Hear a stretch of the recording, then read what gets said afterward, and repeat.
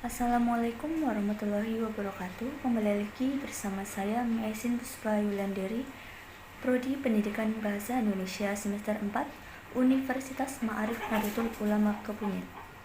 Pada kesempatan kali ini saya akan mempresentasikan materi tentang manajemen pendidikan sekolah sebagai suatu sistem. Terdapat 3 sub pembahasan yang akan saya bahas pada kesempatan kali ini. Yang pertama, pendidikan sistem. Yang kedua, sekolah sebagai suatu sistem. Dan yang ketiga, input, proses, output, dan outcome sekolah. Untuk materi yang pertama yaitu pendidikan sistem. Sistem berasal dari bahasa Yunani yaitu sistema yang memiliki arti sehimpunan bagian atau komponen yang saling berhubungan secara teratur dan merupakan suatu keseluruhan. Menurut Wina Sanjaya 2012, sistem merupakan satu kesatuan komponen yang satu sama lain saling berhubungan untuk mencapai suatu hasil yang diharapkan secara optimal sesuai dengan tujuan. Dari beberapa definisi di atas bisa ditarik kesimpulan bahwa sistem merupakan rangkaian keseluruhan, kebulatan, kesatuan dari komponen-komponen yang saling berinteraksi antara satu sama lainnya, yang semuanya itu sebagian satu kesatuan yang utuh dalam mencapai tujuan. Pendidikan sistem atau pendidikan adalah sebuah sistem, artinya dalam pendidikan terdapat berbagai komponen atau elemen yang saling berhubungan secara teratur dan sinergis dalam proses pendidik untuk mencapai tujuan pendidikan. Berbagai elemen dalam sistem pendidikan perlu dikenali secara mendalam, sehingga dapat difungsikan dan dikembangkan. Disinilah persoalan pentingnya penguasaan pendekatan sistem untuk mengkaji masalah-masalah, kelemahan, dan mencapai tujuan secara efektif dan efisien. Sekolah sebagai suatu sistem. Sekolah sebagai sistem artinya semua elemen atau unsur yang ada di sekolah sebagai satu kesatuan yang utuh, tidak terpisahkan satu dengan yang lain, seperti siswa, guru, kepala sekolah, gedung, alat peraga, dan perangkat pembelajaran, dan sebagainya. Sekolah sebagai suatu sistem, yaitu sekolah memiliki komponen inti yang terdiri dari input, proses, dan output. Input sekolah berupa manusia atau man, yaitu siswa, guna dididik, dilatih, dibimbing, dan dikembangkan sebagai potensi yang dimiliki agar menjadi manusia seutuhnya. Kemudian, input sumber daya sekolah yaitu kepala sekolah, guru, dan tenaga kependidikan lain sebagai pendidik, pelatih, dan pembimbing. Kemudian, uang atau money merupakan komponen yang saling penting guna memperlancar proses. Selanjutnya, material atau bahan-bahan atau materials sebagai penunjang proses pembelajaran di sekolah.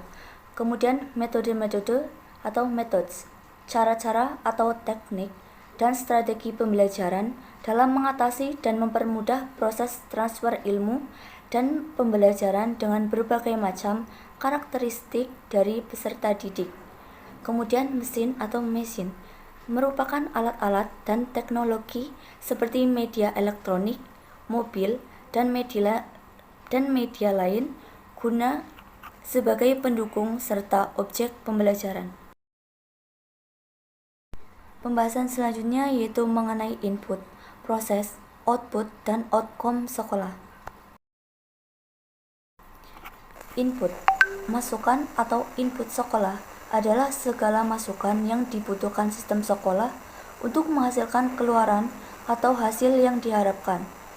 Masukan mencakup masukan baku, masukan instrumental, dan masukan lingkungan. Yang pertama, masukan baku, yaitu siswa termasuk karakteristiknya sebagai objek yang berpotensi untuk dididik.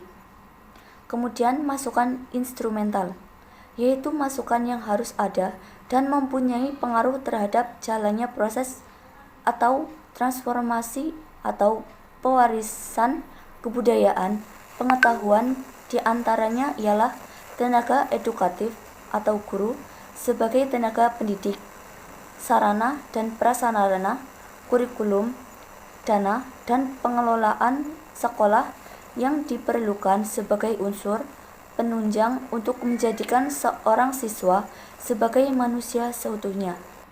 Kemudian masukan lingkungan, yaitu masukan yang tidak harus ada dan tidak mempengaruhi atau tidak ikut ambil bagian dalam proses pembentukan peserta didik, berupa segala sesuatu yang berada di lingkup sekolah. Selanjutnya ada proses.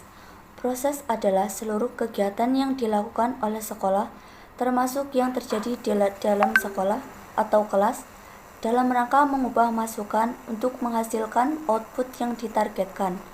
Proses mencakup kegiatan belajar mengajar, kegiatan pengelolaan sekolah, serta kegiatan administrasi sekolah. Kemudian output. Output sekolah berfungsi. Selanjutnya outcome sekolah. Outcome merupakan keluaran tidak langsung yang menentukan berhasil atau tidaknya sistem sekolah. Outcome pendidikan sebagai suatu sistem dapat dicerminkan melalui mutu lulusan sekolah yang dapat melanjutkan pendidikan ke tingkat yang lebih tinggi atau dapat bekerja. Berikut adalah beberapa contoh outcome sekolah antara lain. Yang pertama, bertambahnya ilmu pengetahuan. Sekolah merupakan tempat di mana siswa akan belajar tentang banyak hal. Kedua, bertambahnya relasi. Sekolah juga menjadi sarana siswa bersosialisasi dengan teman sebaya dan guru. Ketiga, meningkatnya kecerdasan. Saat ini ada beberapa jenis kecerdasan yang diketahui oleh manusia, seperti kecerdasan inteligensi, emosional, dan spiritual. Yang keempat, prestasi peserta didik, baik yang bersifat akademis maupun non-akademis, berkaitan dengan kegiatan ekstrakurikuler. Kelima, jumlah lulusan yang melanjutkan pendidikannya pada jenjang selanjutnya. Keenam, lulusan sekolah memiliki kematangan emosional juga kecakapan dalam bersosialisasi berkat didikan di sekolah. Dan yang terakhir, lulusan sekolah memiliki keterlibatan aktif dalam kehidupan bermasyarakat, tentunya dalam bermuatan positif. Demikian materi yang dapat saya sampaikan. Kurang lebihnya mohon maaf. Wassalamualaikum warahmatullahi wabarakatuh.